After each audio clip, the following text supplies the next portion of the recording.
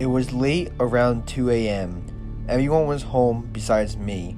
Usually there were more people than just me, but I was working extra hours, and it wasn't busy at all. I had no calls for 20 minutes, then I got this call, so I answered it. Hello? Thank you for calling TD Bank. This is Philip. How may I help you today? I said. There was a silence. Hello? I said. Still, no answer. So, I waited 1 minute and was about to hang up. Then, I heard someone say, "Get out of there while you can." Then, they hanged up. At first, I thought it was just a little weird, but didn't think too much about it. So, I just put down the phone and continued to the rest of my night. A couple minutes later, I heard a noise downstairs. I was a little scared because from what I thought, I was the only person in that contact center. So, I went to go check it out, and then I heard the window shatter, as if someone threw a rock through the window. So, I ran to the bathroom to hide. I pulled out my phone to call the cops and realized that I forgot it at my desk where I sat. Should I go for it? I asked myself. Then I hear footsteps and they get closer and closer to me. I look down and I see someone's feet. My heart is racing and I feel as if it's the end of the world for me. Door starts to open. I shut my eyes, then open them and realize it's my boss.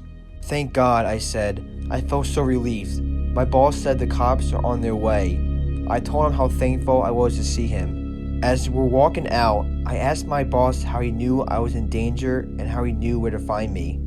I asked that because there are multiple bathrooms, so even if he knew I was in the bathroom, picking the right one would be odd. He said that he saw everything through the cameras. He then told me to go home early. As I'm leaving to go home, I don't see the cops. The cops would come the same way I was going home, and I still didn't see them. I get home, then it hits me. He knew where to find me. He somehow got there before the cops did, and the camera near me has not been working for the last month. So, I called the cops, and they arrested the men and my boss. It was all a setup. My boss was in it. The contact center had a secret safe of money, and that's what they were going for. I wonder what would have happened if I noticed what was going on before I got home. Would I still be here? Well, I'm happy things turned out the way they did. Nobody got hurt, and justice was served.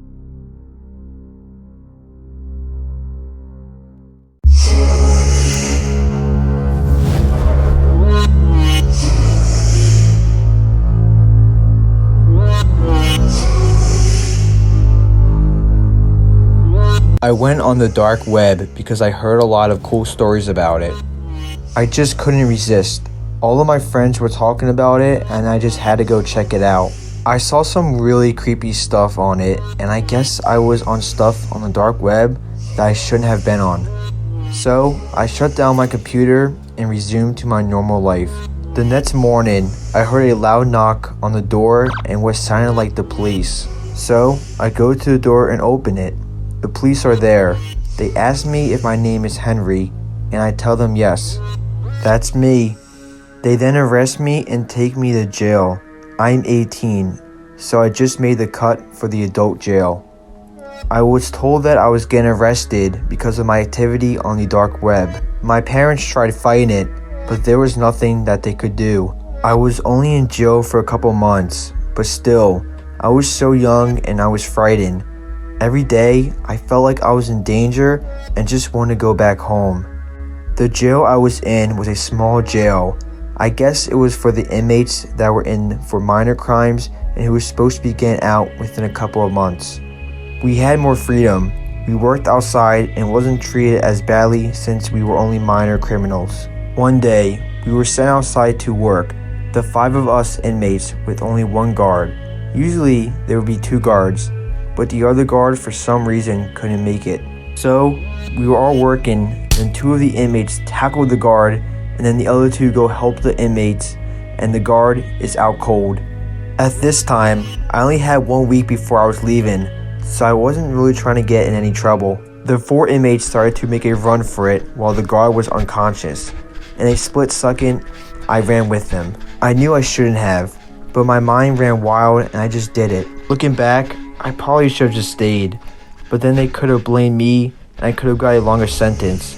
so I decided to take my chances. I ran home and I see my laptop on the dark web page, and then I see my mom and dad. They asked me why I'm out early, and my dad smiled, and then they gave me a hug. After a couple of minutes of talking to them, the door slams open and it's the police. They tackle and arrest me. As I'm walking out, my dad apologizes for calling the cops and thanks me for taking the blame. As I'm on the way back to the jail, I put the pieces together. My dad has my laptop on the dark web website. He smiled and thanked me for taking the blame. I then realized that it was my dad who was doing the illegal things on the dark web using my laptop and not me. A couple months later, I go back home and there's nobody there. They packed up their things and moved. I don't know where they are to this day. I've never seen them again.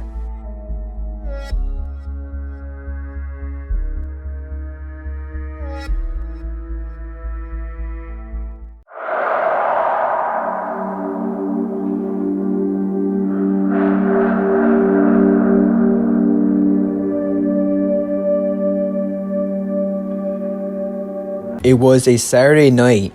My parents went over to my neighbor's house to drink and hang out, which meant I was alone at home. I was pretty bored and wasn't old enough to drink, so I thought I could try to invite my friends over. But none of them were allowed over, so I tried doing other things to keep myself busy. The doors weren't locked, so my parents could get in, since they were next door. I got bored and it started getting late, so I decided to lay down in my bed. And before I knew it, I was fast asleep. I woke up because I heard banging on my front door.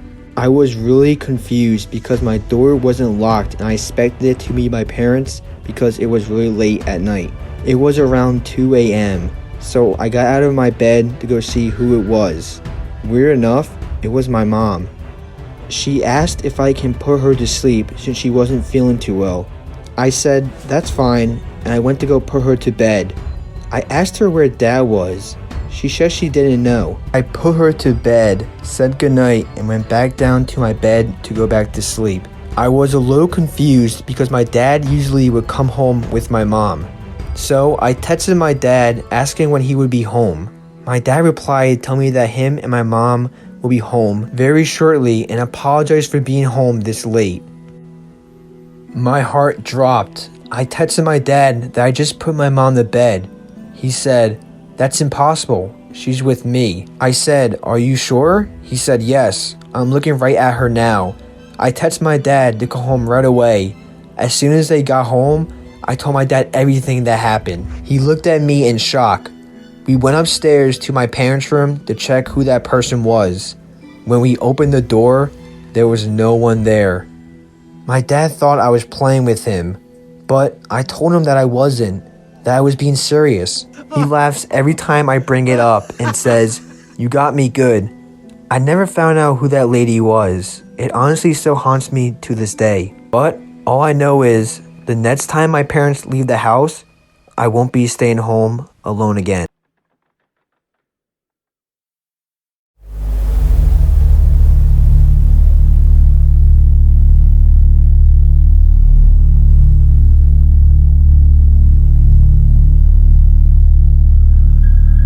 I was given a painting for my birthday, and it showed a family in the 18th century eating around a table. There is an eerie legend behind this painting, and basically, you are not allowed to stare at this painting at all. I found that to be crazy because all paintings are made to be looked at, so when a painting exists where you cannot stare at it, it has that artsy feel. So I put this painting where all people could see it and stare at it, clearly going against the legend behind this painting. As visitors and family members in my family kept going past the painting, looking at it every time they went out the door or when they came in, the painting started to become more sinister. It was changing from its original look. Have you ever had that feeling of not wanting to be stared at, but people were staring anyway? It's not a nice feeling, is it? Anyhow, the painting now showed the father of the household stabbing the mother so he could hide behind her dead body, protecting him not to be stared at. After a couple of days, it then showed the sister stabbing the brother so that she could hide behind him to not be stared at. I wish I had hid the painting so it could not be stared at. I became more intrigued as days went by when I found that objects and furniture had somehow moved towards the painting to cover it up. Even the paint on the wall which the 19th century painting hung on started to change colour. I also found newspapers and other forms of paper just randomly floating towards the painting to cover it up. Even when the painting showed the father hiding behind the dead members of his family so that he could not be seen, I still hadn't learnt my lesson. I learnt my lesson when my 2 kids and wife woke up blind with bleeding eyes. To this day, doctors cannot figure out how they went blind, but I guess the painting can now feel more comfortable and not being stared at. Anyone else from the outside who stared at the painting suddenly got damaged eyes with bad vision. I had a little peek at it recently, and the painting has gone back to normal, with the family members eating around the table.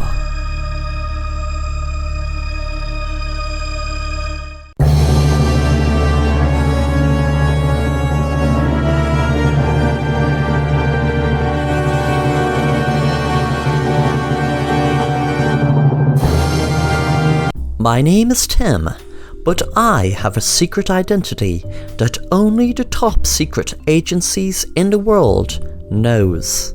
Well, a few of them anyway. People talk about Illuminati and the New World Order, but the truth is, what my latest mission is going to unravel is something a lot more sinister. There is a facility in the outbacks of Arizona, and I am given the job to break their security system, get inside their lair, and uncover what exactly it is they are hiding. I have no idea what I'm going to find in here, but I use my coding skills, stealth skills, and so much more to get inside the building. There are high-tech alarms and lasers I have to pass. I watch out for CCTV cameras to not get caught in any of their line of view. I am told the center of operations is in the main building, so I finally enter. I jump as I see myself on a giant screen.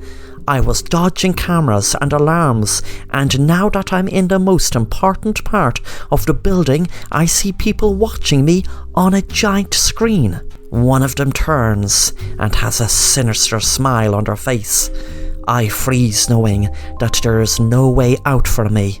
He begins to speak. Well, there now, don't be afraid. You're the biggest, best secret agent out there, aren't you? What name do you go by? Agent Beyond? You were given that name at your training facility where you trained to become a secret agent, and you did above and beyond what you were asked, so that's how you got the name Agent Beyond. I was wondering how he knew so much about me, knowing all that information was classified top secret. I was wondering how could it be an inside job. He then began to speak again. You have just stumbled onto the biggest scientific breakthrough in human history. Well, your history, that is. You see, I am Jasper. I am from a post-human civilization with vast computing power, and I know you were sent here to seek information on what it is we do. Let me explain to you, but I must warn you that you will not be able to tell your friends in your secret agency, or anyone else for that matter. You see, humanity isn't ready for what I'm about to show you, and what I'm about to tell you. I know you wouldn't be here only for a handful of tech billionaires smelling the scent of what actually was happening. But let me tell you, as I said, me and everyone in this room besides you are from an advanced post-human civilization with vast computing power, and we run simulations of our ancestors in the universe. Earth is just a tiny piece of the game, but saying it in plain English, reality, as you know it, is a simulation, and we knew it would come to a stage where someone would find out. So I'm sorry, Agent Beyond, but you will be erased from the simulation now.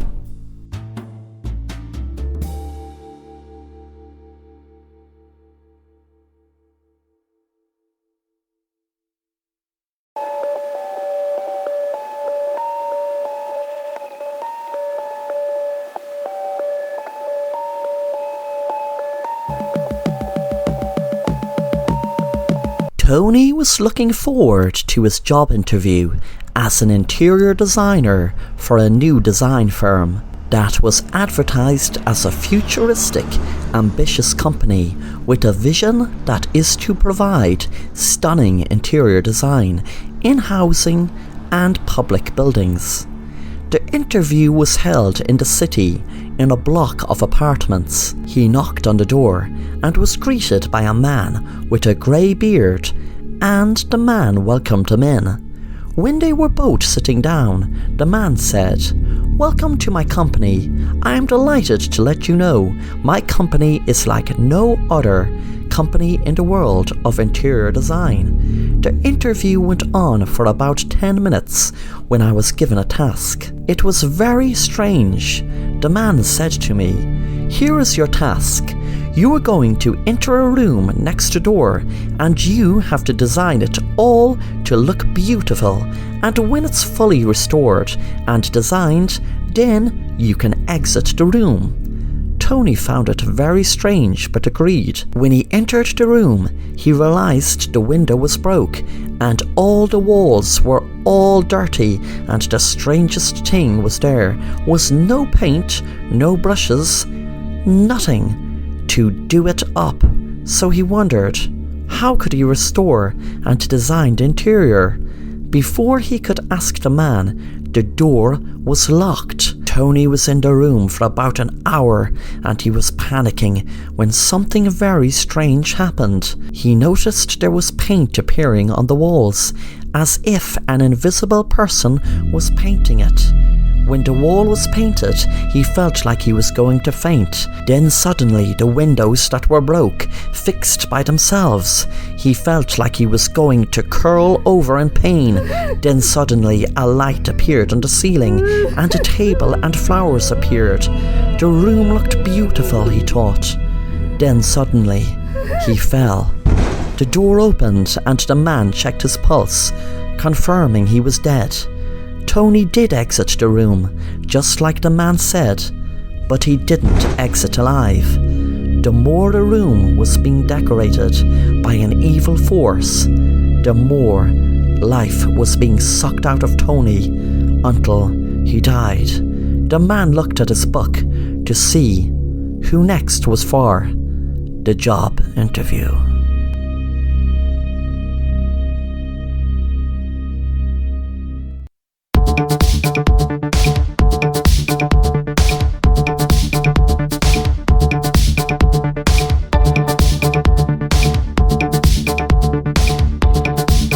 Peter walked into his local video shop one night in 1985. He noticed the man behind the counter looking at him strangely. He was looking through the horror section and got a fright when the man walked near him and said, "I know you like horrors. I have a horror you must see. It's behind the counter. Let me get it for you." Peter said, "Sure, yes, of course. I'd be looking forward to see it." When Peter walked up to the counter with the man, he saw two teenagers giving them a strange look. He wondered why. When Peter got home and watched the video, he couldn't believe his eyes. It was CCTV footage of outside the video shop of a person being killed. It was dated a month ago. Peter has a condition where he just chills out in his house for days and doesn't meet anyone. He just goes out and rents a video every few days, and that's it. The most horrific thing about the CCTV footage of the person that was killed was that the person was Peter. He now realised that he knew the guy who worked in the video shop had a reputation of contacting the other side, and now it hit him why the teenagers were looking at them. They weren't looking at them, they were looking at him, wondering why he was talking to himself. Could this be true, he wondered, if he was a ghost? Because if he was shot in the head outside the video shop a month ago, how could he be alive? Peter walked out of the house, waiting for the next person to pass to confirm was he alive or dead. And with that, the next person passed after Peter asked what day was it.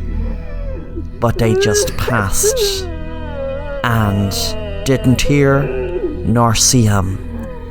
Peter now knew he was the person killed in the video, and he was a ghost.